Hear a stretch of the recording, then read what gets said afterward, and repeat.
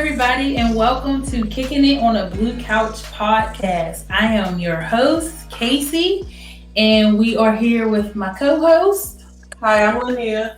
And we have two very special guests with us. My very good friend and colleague, Miss Ebony. Hi, everyone. And my other very good friend, Miss Chantel. Hi. And today we are talking about sex. Sex and more sex and mental health. So why is sex so controversial? Why is this such a hard topic for some of us to talk about? And even me, as a therapist and having a specialization in sex therapy, I had a hard time even wanting to have this conversation. And not because I couldn't have the conversation or not because I didn't want to have the conversation. It was just a matter of how to go about having this conversation. Because when you mix sex and you mix it with mental health, those are two topics that people seem to shy away from. So for some people, yay, let's talk about sex. Like Ebony and Chantel, they were like, yes, I want to do that episode. And other people are like, what are we going to talk about? What are we going to talk about, or how do we have this conversation? Because when you mix the two together, it's like two things that people don't want to own up to. Like if you have problems if you struggle with things sexually, I'm not going to readily admit it. And if I have mental health issues, I'm struggling already admitting that, not realizing that the two can go hand in hand, play a role together. But what I've seen in the world today is that things are shifting. People are becoming more open talking about sex and more open to talking about their mental health. So let's just jump right on into it. Do you guys find that it's hard for people to have these type of conversations? I think it depends on the aspect of the conversation, honestly. Some people don't. Go ahead. Some people don't know, like you said, that one is affecting the other. Mm-hmm. So once, especially men, like once they can't get up or they feel like they're not performing, there's no way. Ego is not going to allow them to have the conversation from the beginning. For Well, I think it depends on who you need to have the conversation with and how deep the conversation actually is. I think depending on the setting and who's all talking about it depends on how naturally and how open you are about whatever it is you're speaking of. If it's something that's going to hurt somebody, it probably will take you a little bit longer, but I feel like it's still something that needs to be talked about, so it should happen. But I feel like sex should be an open conversation in any relationship or any friend, like just open. I feel like that's part of everyday life. What do you think? You think it's a hard conversation to have? Yeah, I agree. I definitely think it's a hard conversation to have, but maybe more as like kind of generations are progressing, it's becoming a little more easier. I think that too, that kind of comes into kind of the gender roles aspect of it too. Like women can sometimes be a little bit, it's easier to talk about sex amongst a group of women. Mm-hmm. But for males, it can be like a little harder to talk about it. But the way I look at sex is it's a form of communication. We're always communicating even when we're not communicating.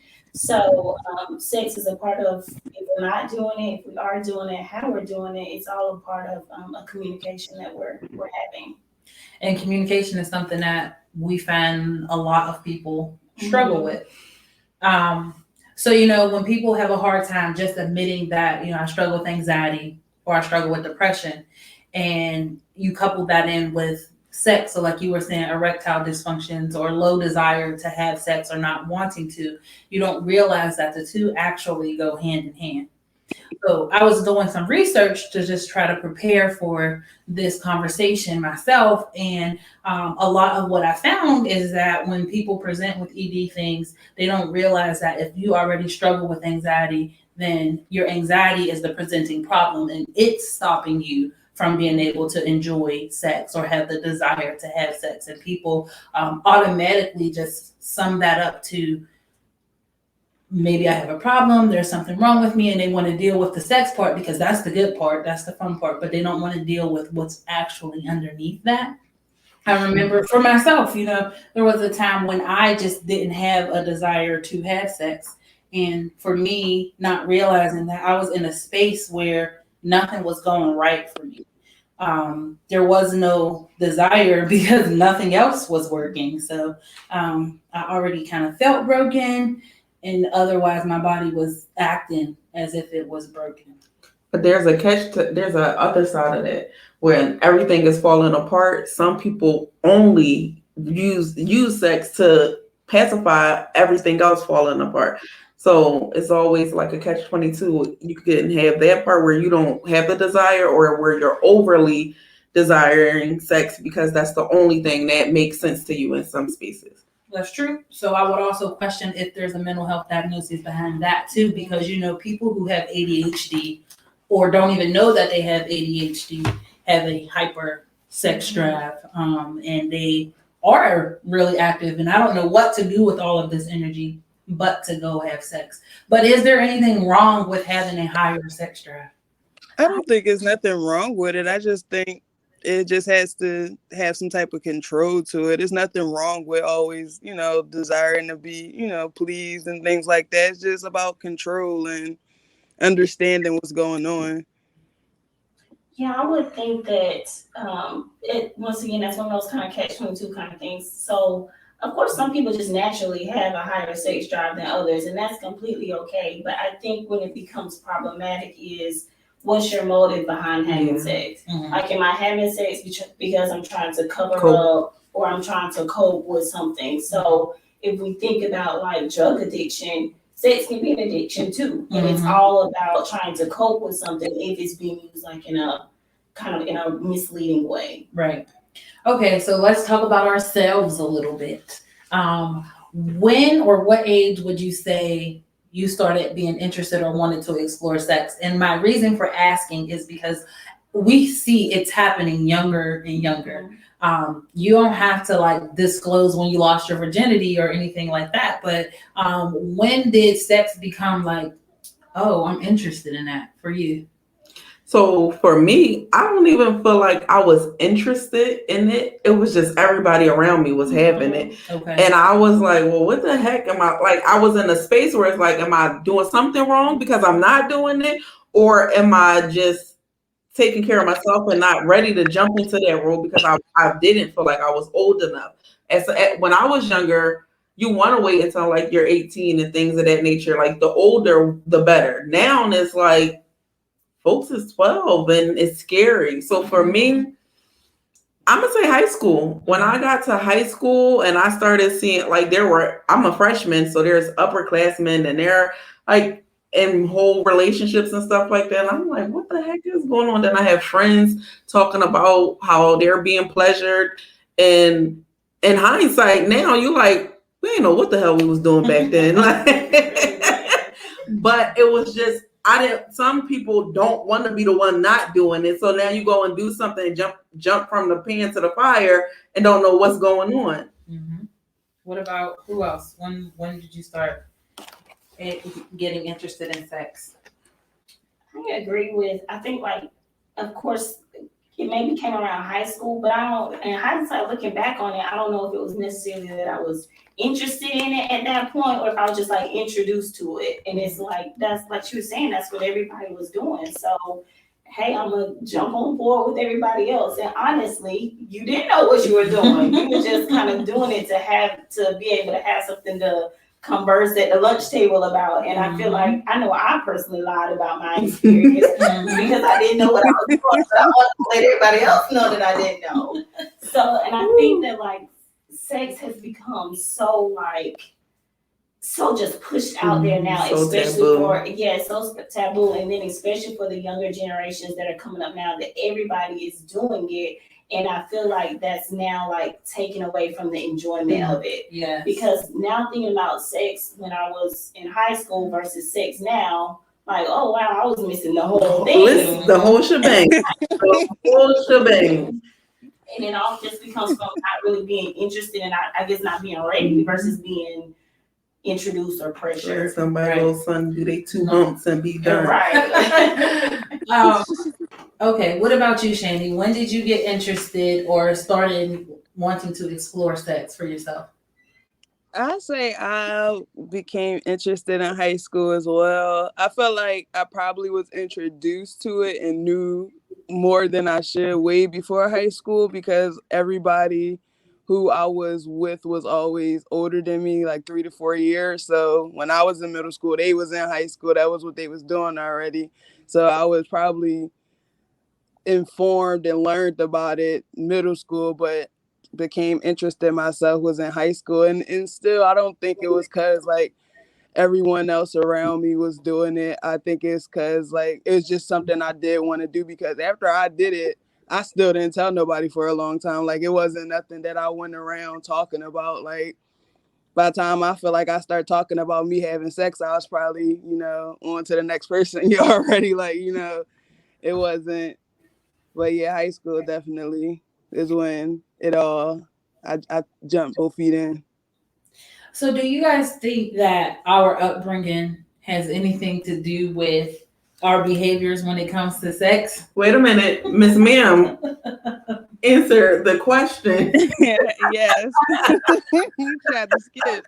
You tried. So, okay, for me, I'm going to say middle school is when I felt like I was interested in having sex. Only because I was in a relationship in middle school, really not even anything that should have been on my mind. But I was getting ready to like move from one place to another place. And I was like, maybe I should do this with him because this is the love of my life. And I'm in middle school. What the heck am I talking about? But like you guys said, peer pressure and things like that. But that shouldn't have been a reason for me to want to like give myself to somebody but that's what I was seeing around me. That shouldn't have been a reason for me to want to give myself to anybody.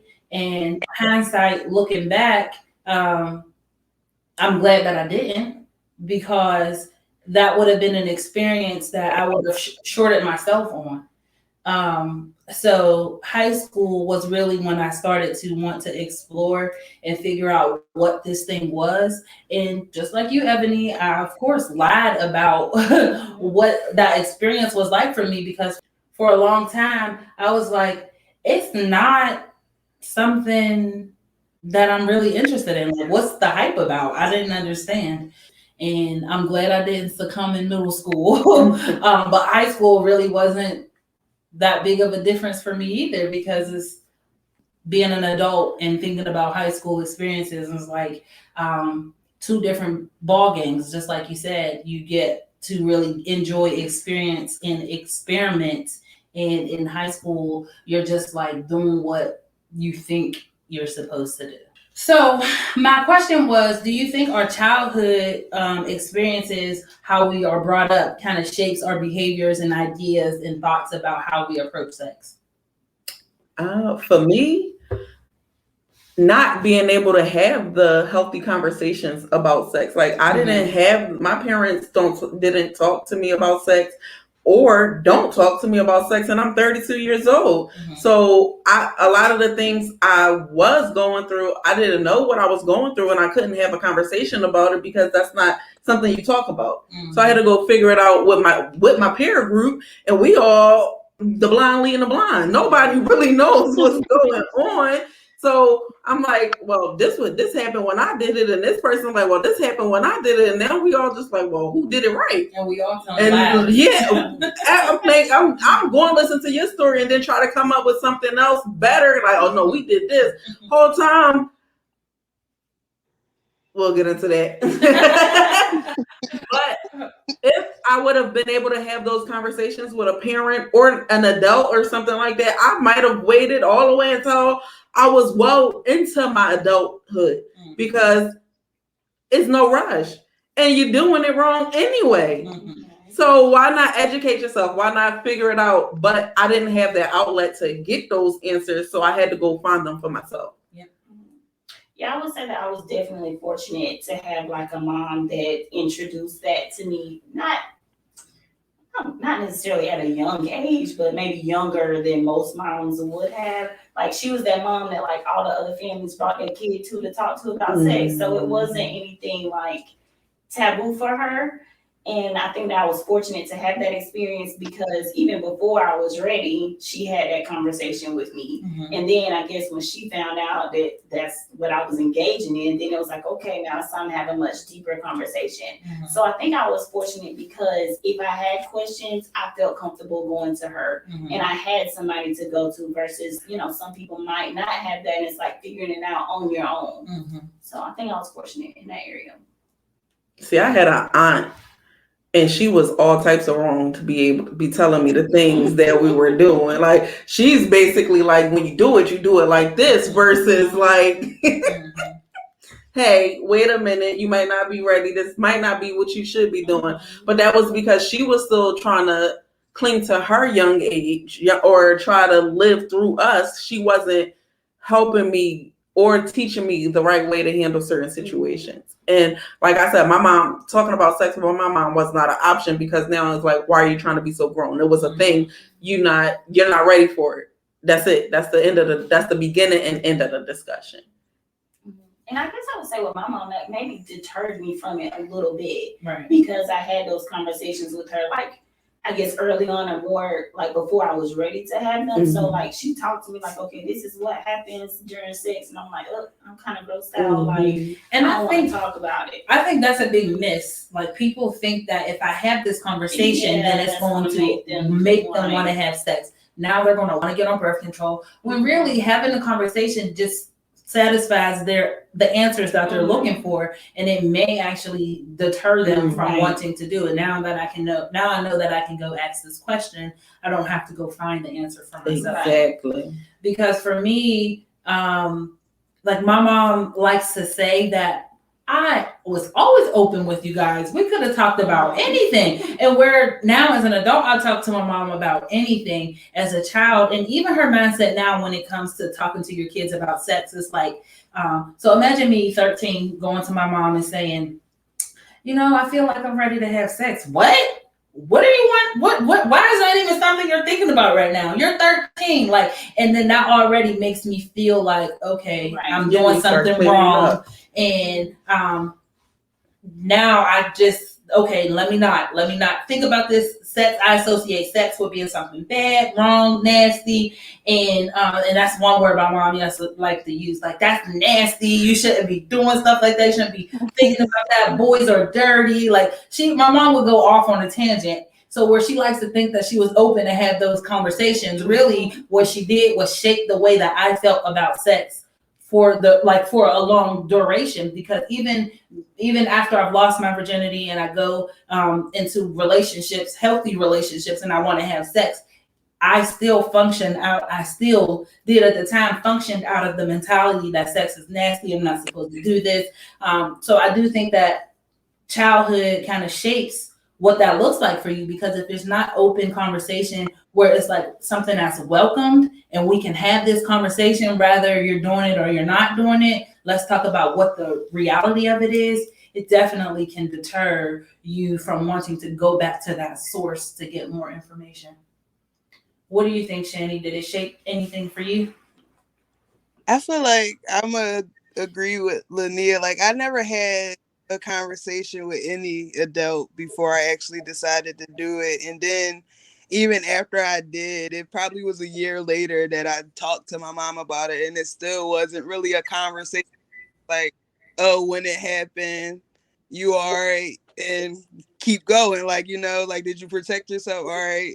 And it was almost like, it wasn't a high five moment, but it wasn't a don't do it again moment either. It was just like, all right, it's a part of life. So I feel like to me, it was, I had to guide myself. So I kind of had talks with older family members, like cousins and stuff, but 2 years older is not really a lot different than what I'm doing. So they don't really know.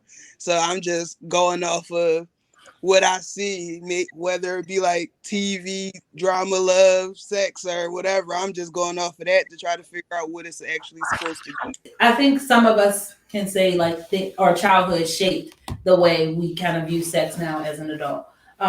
When did you realize that you actually started enjoying sex?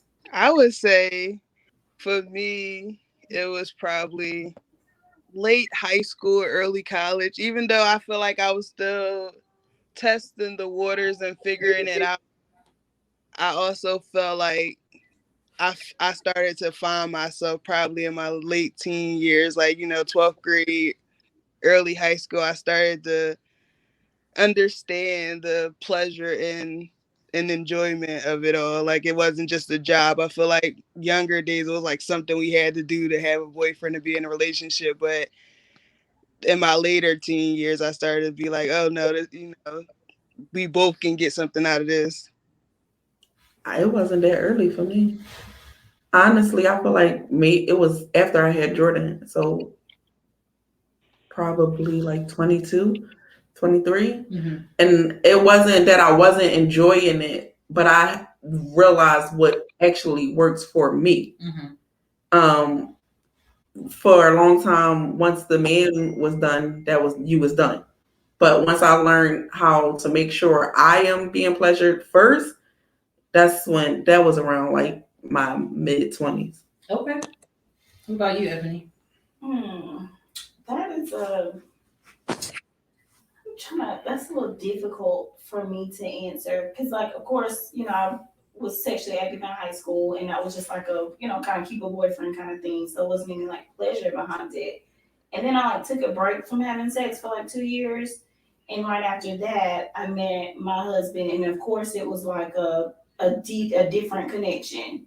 So at that point, sex felt different, and I think it's because I experienced it with a different partner, like with somebody that I'm like really emotionally connected with. Mm-hmm. So at that point, I guess that's when it sparked like, oh, this is enjoyable. And then I guess from there, it was just kind of coming up with some more explorations about how I could be like pleasured even more in that. So for me, that kind of came with like being with somebody that I was like emotionally connected to. I can agree with that. And I agree with you as well, because I feel like for me, that's still a working answer. As I get older in life, what I enjoy is sexual changes. And I'm always trying to make myself kind of explore a little bit more, get a little bit more comfortable, because like I said, my approach to sex had been altered at an early age. So I try to take away the thought of sex is nasty, sex is a bad thing, you're not supposed to be doing it. Especially growing up in the church, that's the message that's pushed. So I try to challenge those concerns, fears, thoughts, perceptions in my head. And so it's always a working answer for me. It's always changing, but I can agree that once I got into a relationship that was worth giving my all to, I was ready to give my all to it. So speaking of sex and relationships, can sex be a deal breaker for you? And not necessarily in a relationship, just with, another person. If the sex is bad, is that a deal breaker? Yes. Okay. What am I mean, Absolutely. what am I doing? Like, what? I'm gonna be like, he got a good heart. I mean, I know that. I'm not saying it like that. Okay.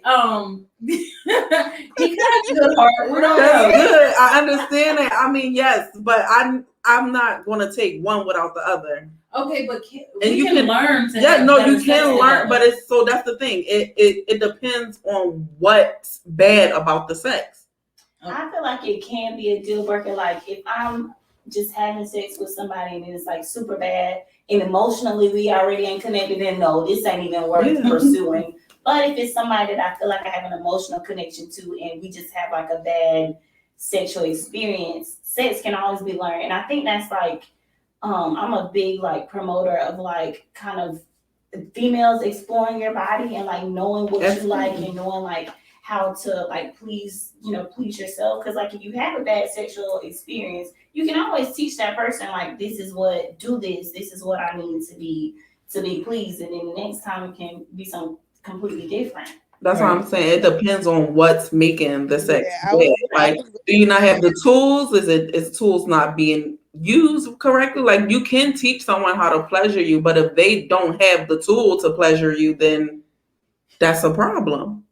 I'm going to say I agree with both of y'all, and I feel like it depends. I feel like if you do get an emotional connection with somebody, that's good and all, but still, if it's not good, I feel like that emotional connection will eventually wear off because the sex ain't good. I feel like sex is a big part of a relationship, and even if you try to teach someone, it ain't a guarantee that they're going to learn, or it ain't a guarantee that you'll get tired and other stuff will go wrong before y'all can make it that far. So I feel like it definitely depends, but to me, it's probably going to be a deal breaker. It's probably not going to happen. What did the meme say? The meme said 3 inches felt like 8 because I loved him. Yeah, but once the emotion go right, you're done. You're definitely done. If that's and then like if it go left a year later, then all them bad sex moments gonna be in you gonna be more mad that you tried to deal with that for a year because for that person instead of just letting it go. Like, so if bad sex is a deal breaker, can good sex make you stay too long? I think we all been here. There's no way that we're gonna say no. Seriously. There's nobody out there like I've never been stigmatized or something like that. Definitely, I mean, in your younger, I mean, I'm not even gonna say your younger age. At this age, we should be able to not deal with those things. But definitely, when I was younger, I've dealt with some things because of how people pleasured me. But now I'm just like, I can have both. I don't have to have the pain for the pleasure. Mm-hmm. I agree. I think good sex will make you stay in situations that you don't necessarily need to be in. And we know better, but we haven't experienced feeling better, to say the least. So we stay in situations that aren't necessarily conducive to our mental health. Pause break before anybody says anything. I'm going to shift to relationships and cheating and sex like that. So if anybody does not want to answer that question, don't feel like you have to. Okay. So if bad sex is a deal breaker, good sex can make us stay in relationships that we don't necessarily want to be in. Not even that we don't necessarily want to be in, but if once we've experienced like relationship trauma sexually, does the sex change? Is it still considered, to you, this is good sex, or does that mentality change? I'm sorry, did somebody else want to answer? I think for me, it did change once I realized the person I was pregnant at the time. So once I realized the person that I was entrusting my life and my child's life with did some things with other people while I was in this vulnerable state, I tried to keep having relations, but for me, it was just transactional after that. After a while, like, I got to do this because this is what comes with being in a relationship. But I was not mentally or emotionally pleasured in our sexual experience anymore, because I'm thinking like, well, did you make this person feel like that? Mm-hmm. Like, what did they do? What did you do to them? Like, did you do all of that nasty stuff? Like, it was a mind thing for me, and it definitely changed the way we interacted. I think I agree. I have experienced a lot of trauma in relationships, and it takes a while to get back to being yourself, feeling like yourself. I think for me, sexually, my self-esteem took a hit whenever you get cheated on, because you question everything about yourself. What's wrong with me, or was I not doing this good enough, or all those things. And then after working through those things, I always come back to I'm not the problem. That person was the problem. So when you have a clearer thought process or a clearer vision of, yourself or whatever that looks like, it's not so much this sex is making me stay. It's now I'm staying because I want to, or maybe I need to walk away because now I can see a little bit clearer. I have to agree as well. I feel like after you go through traumatic experiences, emotional experiences, like your mental change, like your physical change sometimes, like whether it be your parents, like everything. I feel like when you go through something, you shut down a little bit. So trying to find that for that person sexually becomes harder. Like it becomes like a job, which it shouldn't be. And I feel like once that person has done something to hurt you in a certain way, it takes away that experience. Like it takes a little by little. Every time something happens, it makes you pull back on the experience that sex could be, because you were only that open because you entrusted that person with everything that you were giving them. And every time they did something, or when they did whatever they did, that trust broke. So everything else shattered. And I feel like you no longer feel like you can be as open. Everything you used to want to drop down and do, you no longer want to do because you're afraid of what is going to happen after. And if I'm doing it, for if it's me today or somebody else tomorrow, like once you start having those thoughts and that mindset, it's hard for you to be that sensational or that loving person that you were to that person, because they chipped away at everything that you were given to them. I was going to say, even after the cheating situation, I was not sexually attracted to him anymore because you took that away from me. But I also felt like if I don't give it to you, you just gonna go out and do it again. So it was like a tug of war between myself, because I'm not really in it right now because of where my headspace is. But I know now, I'm thinking, if I don't do it, what one woman won't do, the other will. So then I'm still trying to please you and mend me at the same time, which eventually I had to remove myself from the situation. But inside that space, you just want everything to go back to normal, knowing it will never be the same. I feel like when relationship trauma happens, like the type of sex shifts, especially to the one that's experiencing the trauma, because it feels like, okay, like I have to me having sex is to please this person. Like I have to pleasure this person. I have to give them a reason to want to be with me. And so it's like chips away at our self love a little bit. So no, we're not enjoying sex as the way it was, but like she was saying, it feels like something we have to do. But I feel like after some relationship trauma, you always got to find a way to get back to self love and, like, loving yourself and making sure that you're feeling enough, because a relationship is not making you. Like, I feel like it's adding, if anything, it should be adding like some happiness or some joy to you, not chipping away. And I agree with that. That's why I am also a strong advocate of women exploring their own bodies, knowing what you like. Because when you know what's good for you and what you like about yourself, it's hard for another person to be able to come and knock at that. If you cheated on me, or we experienced any type of sexual relationship trauma, then that was a you problem, not a me problem, and I can still sexually feel confident enough in myself to know that. And for me, at the age when I experienced relationship trauma, that wasn't necessarily the feelings for me. And it took me a while to get to a place where it's not me, it's them. And building up that self-esteem part is so necessary. It is so necessary. Okay, so to shift a little bit, do you guys think that people shy away from experiencing or exploring their not sexuality, but just like sexual experiences out of fear of being judged? Absolutely. You accent like telling their experience, like what they like or what they don't like? What they like and what they don't like, or trying to figure out some more things that they might like, but I think you said it earlier when you was talking to your mom at that young age, and she's just like, "That's nasty. Don't do that." Mm-hmm. Some people pleasures are a little different. Yeah. And so, like, I don't kink sham. I can't, because what was good for the goose isn't good for the gander. What I like, might not be something that you like, but if we both be in pleasure, then I can't say you can't like what you like. Right.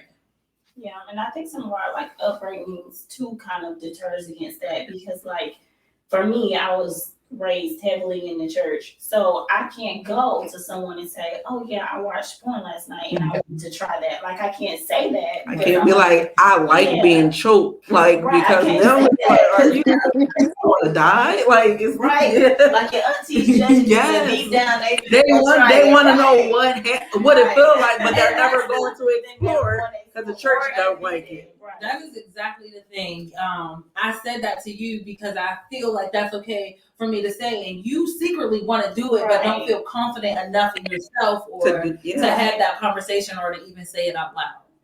Yeah, I feel like just today's world is all about what people think and how people feel, you know. So, you know, some things that happen behind closed door, that's what happen, and people just won't say what it is anymore because they don't want that judgment. But I feel like it's hard to you know, be open about a lot of stuff nowadays. But like Linnea said, what some people like is what they like, and what you like is what you like. And I feel like, you know, people should be able to be open with it all, but it's okay to, you know, have that conversation another day. Yeah, and I feel like that comes with that self-love part too, because like when you love yourself, like for me, like I've spent a lot of time working on my self-love, and I'm a very hypersexual person. So like I'm gonna talk about my experience, what I like, what I don't like, and if you don't like it, listen, exactly, like you go be in your shell and stay over there. So I feel like that's why self-love is so important because then the judgment really won't even matter. Yeah. Maybe you should try it because you got to stick up your butt because that might make you might loosen up if you try something different. I honestly, I live by whatever works for you, and that's really how it is. I'm not going to say that it's not. It might not be something for me, but I'm not going to say you shouldn't do it. So let me ask you guys this: if you could go back and tell your younger high school, middle school age self, let's just say pre-losing virginity age self, something about sex from your adult self, what would you each go back and tell yourselves? I'm trying to figure out the aspect of the question. Like, is it for like purposes of exploration or anything? just What like, would you tell yourself? I got a lot of answers. Your young self, your younger self who's interested in having sex. I mean, I would honestly just say find you. Like I feel like before, you know, I explored with others, I didn't know what I liked. I didn't know what I wanted to do. I didn't know what it was supposed to be. I feel like maybe I should have explored me a little bit more because I feel like I was always into a little bit older people anyway. So I felt like they should have known what to do, but you know, it still wasn't pleasurable. So maybe if I would have knew me a little more, I would have got more out of it. I would tell my younger self to watch porn. Lots and lots and lots of porn. Watch different types of porn just because if you watching it, you might not actually physically have to do it to know if you're going to like it or not. I would really suggest watch porn and learn the different things before you just jump into the fire. You don't want because you don't want to. The first experience you have, it might not be a good one. So now you got to go get another experience, and then now you're out here having relations with multiple people when all you got to do is just literally put on your screen, and you can see what works for you without having to actually do it until you're really ready. Research that thing like that. Listen, literally. Get some toys too. I mean, or explore your body. But I don't really. I would have not had a lot of the partners I had if I just turned on the TV. Me, I agree with that.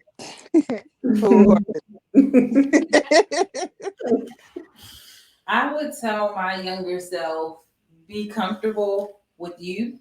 Know what you like, know what you want before you want to give yourself to somebody else. So that way you know you're going to get some pleasure out of whatever it is that you're about to engage in.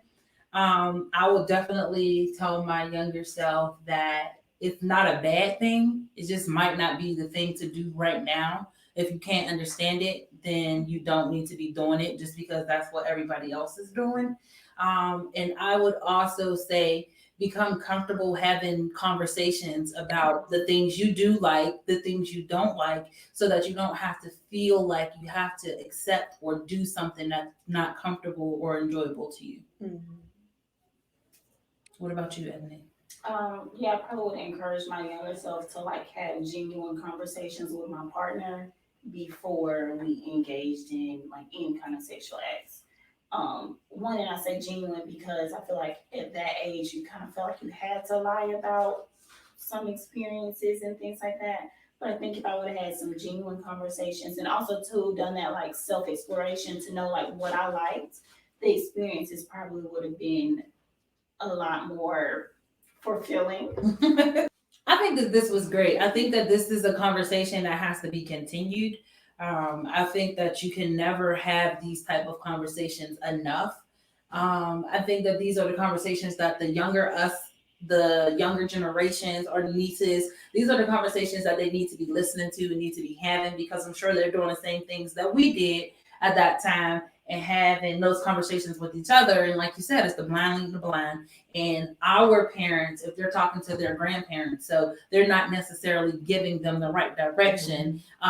They are telling them it's nasty, it's not good, don't do that. When they really, or us, we really need to be saying to them, well, why? Or, it's not bad. Let's sit down and talk about, there's nothing wrong with you exploring your own body and feeling like feeling whatever you're feeling is natural. You're supposed to feel those things. Sex is a part of life. Don't feel like you have to do it because that's what the crowd is doing. But if that's something you're going to do, let's make sure you're prepared when you do it so that we don't get. See, that was the part I would have needed the most, the peer pressure part. If I would have been able to have a conversation with my mom, and it's not a don't do it because it's nasty, but don't do it until you're ready, I think it would have been totally different, the way the aspects and the way that I took everything. Also, I just feel like I don't know why a lot of parents shy away from having the conversations. Like, bro, I'm here because you had sex. The stork didn't drop me off. But I think that that goes back to their parents and then their parents. And, nobody's making it okay to have these conversations because they feel like I'm okaying you to go have sex and whatever else comes along with that, when really it's just for knowledge and education. And as the generations continue to come up, they are more actively on social media. They're going to find what they're looking for regardless. And I would much rather be the person to lead my child to the answers that they need, opposed to TikTok leading them to the answers that they need, because TikTok is raising these babies. But thank you guys for participating in this conversation. I feel like these conversations need to continue to happen. So we will have a part 2 about sex, and we will continue to push a little bit further. We can talk about toys and all those things, not things that I've tried, but things that I have questions about. I know. Huh? You'll answer them. Oh, I got some answers, honey. Got a little box too. I know that that's healthy, and that's just a part of me continuing to, come into my big age and talk about things that have always been uncomfortable for me, with people who aren't necessarily uncomfortable having those type of conversations. But because I like to end things on a good note, I have a would you rather for everybody. And it is, would you rather no sex for 3 years or not being able to climax for 6 months? I'm gonna take the climax for 6 months, no sex for 3 years. That's I'm going because no sex for 3 years. That's ridiculous. I'm gonna go with the 6 months, and I'm gonna figure it out. If I gotta cry for 6 months, I'd rather do that than to not do nothing. What'd you cry for? What do you mean? That's like what you get to the point, and then they're like, all right, it's like you can't. That's crazy. Just thinking about it happening, like you getting all the way there, like that's a fight. Like yes, you legit. Literally, but I'm taking the 6 months too. I'm not going no 3 whole years. I mean, people do. experience celibacy, so that's a thing. But for me, That's I'm people. gonna take that 6 months. Yeah, I'm gonna take that 6 months. Yeah. So let me play devil's advocate here. Go ahead. What Yeah, about the people who don't regularly climax anyway? That's a you problem. yes, that's definitely, you should figure that out. Definitely. Like I find I just find like kind of just the touching and everything like that enjoyable, period. Mm-hmm. So even if I can see myself, even if there was no climax, like I would still enjoy like what happened. Okay. So I'm taking I agree with that. I Yeah, feel like some quickies, everybody not gonna get what they need, but I'm not. No, 3 years, like that's like. 3 years. What am I in jail? Like, what's going on? Well, we can't. Don't do that because folks in there be doing whatever they do. We not even. That's it. Like. Well, I think we all agree. Did we taking the 6 months? Yeah, I'm taking that 6 months. 6 months. 6 months. Well, thank you guys for listening. And again, this is not meant to be therapy for anybody, just having some real conversations about things that we could have benefited from having those conversations about earlier. You can check us out on all podcasting platforms. And you can find me at caseycounselingllc.com. And thank you guys for tuning in. And we'll see you next time right here on the Blue Couch.